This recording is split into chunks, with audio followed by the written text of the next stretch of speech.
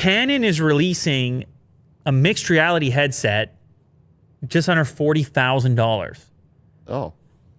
Talk about premium. That looks cyber. So cyber. This video is very cyber. M-Real S1 is the name of the headset. Obviously at this price point, targeted at industry, commercial uses, not the average Willie Do.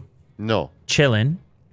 But it does, the hardware does look cool and captured my attention at least because of how sleek it is. Mm-hmm.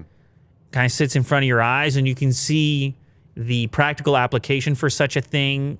We know about augmented reality. It's, you know, you can envision real world components in a virtual realm pasted on top of reality. It's overlaid into the real world. Exactly. Yeah. And so the examples they show in this, actually, it's if you scroll to the 3/4 mark, it goes over some of those practical applications, including automotive to start. Like, this is pretty cool. You see what it would be like to sit inside of the cockpit. Obviously, manufacturing and real estate development, see a skyscraper, medical applications, manufacturing. Who knew that Canon was building this?